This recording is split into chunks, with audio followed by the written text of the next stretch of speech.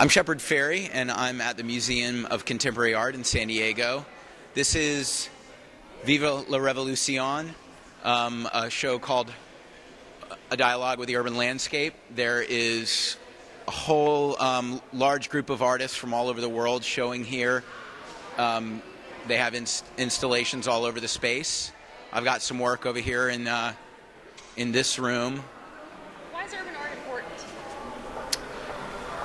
Urban art is important because public space shouldn't just be for advertising. It should be used for things that are beautiful and provocative and express something creative or something political beyond just urging you to purchase something.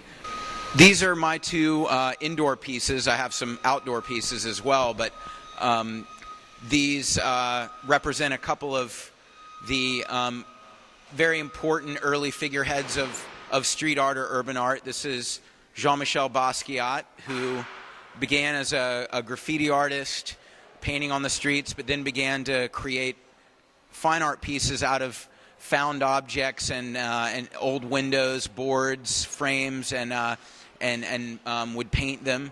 And then over here to the right is a contemporary of his, Keith Haring, who also began writing in chalk on black pieces of unused advertising space in the subways in New York City. He did this famous Radiant Baby character, as well as a whole number of figures and symbols in that style. And he was one of the first people to cross over from street art into galleries and fine art, and also to make clothing and products, fashion collaborations. And he opened a store called the Pop Shop in New York. So he took kind of the Warhol model and applied it to a more urban, street-oriented approach.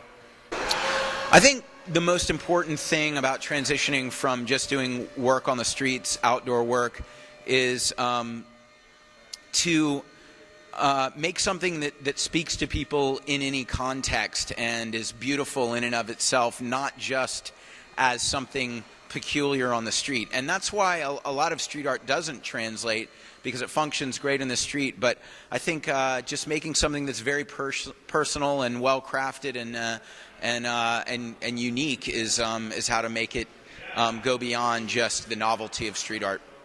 I stay out of jail now by doing things that people offer me and being careful. Hey, this is David Ellis. Roberto Lang. And this is our piece. This is a trash can that plays music. The name of the piece is Busted Plume, and it's essentially just a look at, I guess for me it's kind of like a landscape painting.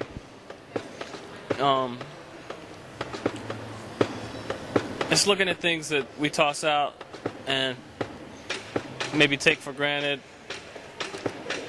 and finding other properties within those things that, for me, make music. You know, like, there's no speakers or amplifiers. What you're hearing are the actual objects being played. So the objects are chosen for their sound.